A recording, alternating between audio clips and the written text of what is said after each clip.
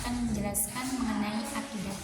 Akidah secara bahasa berasal dari kata akidah, yakidu akidah, yang artinya tali pengikat sesuatu dengan yang lain, sehingga menjadi satu kesatuan yang tidak dapat dipisahkan. Jika masih dapat dipisahkan, berarti belum ada pengikat dan belum ada akidah. Jadi, akidah secara istilah adalah pokok-pokok kepercayaan yang harus diyakini oleh setiap muslim dengan bersandar pada dalil-dalil nakli dan akli. Nah, selanjutnya yaitu mengenai tujuan akidah. Nah, akidah memiliki beberapa tujuan. Yang pertama, untuk mempelajari dasar-dasar ajaran Islam yang pokok materinya mengenai pengenalan terhadap Allah dan apa yang telah diturunkannya. Yang kedua, menanamkan ajaran Islam sebagai pedoman untuk mencapai kebahagiaan di dunia dan akhirat. Dan yang terakhir, membebaskan akal dan pikiran dari kegelisahan yang timbul dari lemahnya akidah. Selanjutnya syariah. Syariah secara bahasa artinya jalan lurus menuju mata air yang digambarkan sebagai sumber kehidupan. Syariah berarti jalan lurus menuju sumber kehidupan yang sebenarnya. Untuk menuju Allah Subhanahu wa taala harus menggunakan jalan yang dibuat oleh Allah tersebut, yaitu syariah. Nah, syariah itu menjadi jalan lurus yang harus ditempuh seorang muslim. Tidak ada jalan lain bagi seorang muslim kecuali menggunakan syariah Islam ini gitu. Nah, Allah Subhanahu wa taala berfirman dalam Quran Al-Jathiyah ayat 18, A'udzubillahi minasyaitonirrajim. Bismillahirrahmanirrahim. Tsumma ja'alna 'ala syar'atin minal amri fattabi'ha wa la tattabi' ahwa'a allazina la ya'lamun. Sadaqallahul azim. Yang artinya, kemudian kami jadikan engkau Muhammad mengikuti syariat atau peraturan dari agama itu, maka ikutilah syariah itu dan janganlah engkau ikuti keinginan orang-orang yang tidak mengetahui. Nah, kemudian ada syariah menurut istilah gitu. Nah, kalau menurut istilah, syariah adalah hukum-hukum yang ditetapkan Allah untuk mengatur manusia, baik hubungannya dengan Allah, dengan sesama manusia, dengan alam semesta, dan dengan makhluk ciptaan lainnya. Para fuqaha atau ahli fiqih menjelaskan syariah untuk menunjukkan hukum-hukum yang ditetapkan oleh Allah untuk para hambanya dengan perantara Rasulnya, supaya para hambanya itu melaksanakan dengan dasar iman, baik hukum itu mengenai hukum formal maupun hukum etika atau akhlak. Allah adalah pembuat hukum yang tertinggi. Syariah Islam adalah penjelmaan konkret kehendak Allah di tengah manusia hidup bermasyarakat. Syariah menunjukkan prinsip yang tercantum dalam Al-Quran dan prinsip Al-Quran itu sendiri. Agar prinsip tersebut dapat diwujudkan dengan baik, tentu memerlukan contoh. Nah, dalam hal ini dibutuhkan contoh-contoh dari para nabi. Melalui perilaku dan ucapan para nabilah manusia dapat memahami apa yang menjadi kehendak Allah Subhanahu wa taala itu. Oleh karena itu, nabi dan rasul patut kita contoh dalam melaksanakan syariah.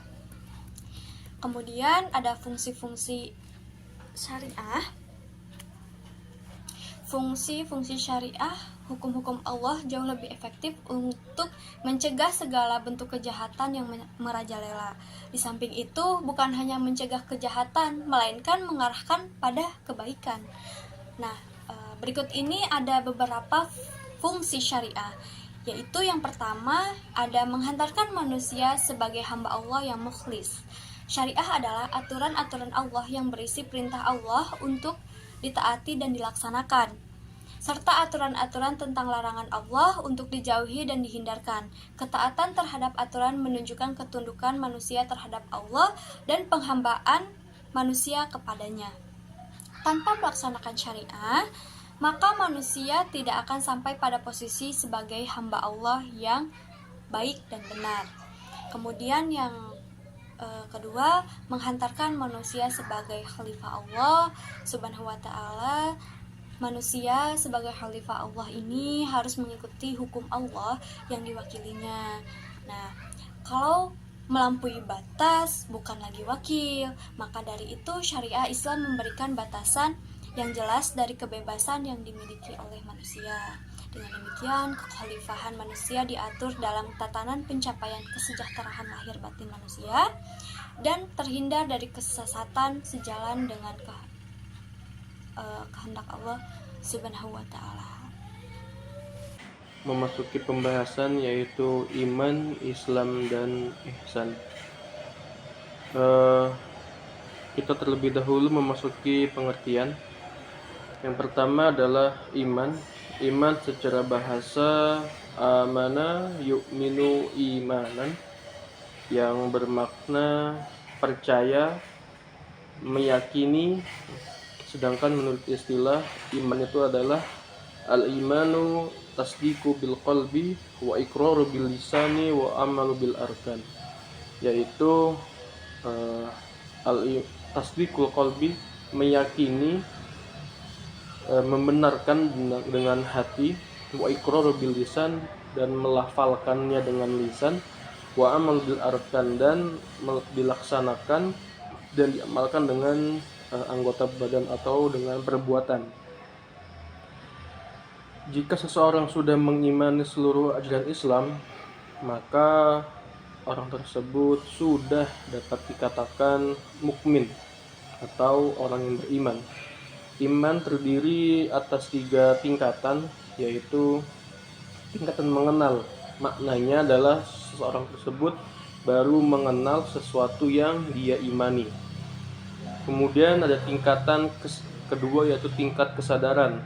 Artinya iman seseorang itu sudah lebih tinggi karena sesuatu yang diimani disadari oleh alasan tertentu. Yang ketiga yaitu tingkatan hakul yakin, artinya iman yang tertinggi, yaitu seseorang mengimani sesuatu tidak hanya mengetahui dengan alasan tertentu, tapi juga diikuti dengan ketaatan dan berserah diri kepada Allah Subhanahu wa taala. Itu mengenai tentang iman. Yang kedua tentang Islam. Islam secara bahasa yaitu aslama yaslimu islaman, yang bermakna tunduk, patuh, atau berserah diri, atau juga bermakna selamat. Sedangkan menurut istilah, Islam itu ialah agama yang mengajarkan agar manusia tunduk dan patuh untuk berserah diri sepenuhnya kepada Allah Subhanahu wa taala. Islam sendiri mencakupi 5 hal yang biasa terangkum dan disebut juga dengan rukun Islam, yaitu yang pertama adalah bersyahadat, kemudian melakukan sholat, puasa di bulan Ramadan, menunaikan zakat, dan haji jika mampu. Rukun Islam ini hendaknya dilaksanakan oleh seorang muslim yang beriman dalam kehidupan sehari-harinya. Yang ketiga yaitu tentang ihsan. Ihsan itu bermakna berbuat baik atau berbakti, atau juga bisa disebut dengan mengabdikan diri. Sedangkan ihsan menurut istilah itu mengabdikan sepenuhnya diri kita kepada Allah Subhanahu wa taala dengan dilandasi kesadaran dan keikhlasan. Berbakti kepada Allah yakni berbuat sesuatu yang bermanfaat bagi diri sendiri dan juga sesama manusia maupun makhluk hidup lainnya. Semua perbuatan itu tentunya dilakukan semata-mata hanya karena Allah Subhanahu wa taala, seolah-olah orang yang melakukan perbuatan itu sedang berhadapan dengan Allah. Ihsan itu terdapat 4 macam. Yang pertama yaitu ihsan terhadap Allah, ihsan terhadap diri sendiri, kemudian ada ihsan terhadap sesama manusia, ada juga ihsan terhadap makhluk-makhluk yang satu alam ataupun juga berhubungan antar manusia. Yang selanjutnya mengenai hubungan antara iman, Islam, dan ihsan.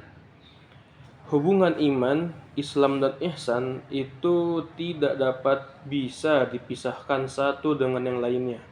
Maksudnya, jika seseorang sudah mengaku berakidah Islam sebagai muslim, maka hendaknya harus ada 3 unsur pokok ini di dalam diri kita, yaitu iman, Islam, dan ihsan. Ketiganya itu mempunyai hubungan yang sangat erat, di mana iman menekankan pada akidah dan keyakinan amal batin. Kemudian ilmu yang membahasnya adalah ilmu tauhid, yaitu hal-hal yang diyakini oleh seseorang yang mukallaf, orang yang telah dewasa, yang terdiri dari ketuhanan, kenabian, dan hal-hal yang sam'iyat, yaitu hal-hal yang gaib. Kemudian di Islam sendiri lebih menekankan pada amal lahiriah, tindakan-tindakan yang sifatnya nyata atau sebagai bukti keimanannya. Ilmu yang membahasnya adalah ilmu fikih, yaitu ilmu tentang hukum-hukum syariat praktis yang diwajibkan oleh Allah Subhanahu wa taala untuk dilaksanakan oleh kaum muslimin. Kemudian ihsan adalah perwujudan daripada iman dan Islam seseorang, sekaligus sebagai cerminan kadar iman dan Islam seseorang tersebut. Rukun ihsan itu berisi tentang pelaksanaan beribadah dengan khusyuk, dengan rendah hati, ikhlas, dan menghadirkan keagungan Allah Subhanahu wa taala ketika merasa dilihat oleh Allah Subhanahu wa taala, baik ketika diam maupun ketika bergerak. Ilmu yang membahasnya adalah ilmu tasawuf, yaitu ilmu tentang akhlak batin yang merupakan hal-hal yang menyelamatkan, wajib dijadikan hiasan oleh seorang hamba, dan juga hal-hal yang merusak yang harus ditinggalkan. Untuk meraih akhlak tersebut, seseorang yang kadar keimanan tinggi akan melakukan rukun Islam yang 5 dengan penuh keikhlasan dan kekhusyukan. Adapun perbedaan iman, Islam, dan ihsan, di samping adanya hubungan di antara ketiganya, juga terdapat perbedaan di antaranya sekaligus merupakan identitas masing-masing. Iman lebih menekankan pada segi keyakinan dalam hati. Kemudian Islam itu merupakan sikap atau perbuatan yang beramal, sedangkan ihsan itu merupakan pernyataan dalam bentuk tindak nyata. Dengan ihsan seseorang bisa diukur tipis atau tebal iman dan Islamnya.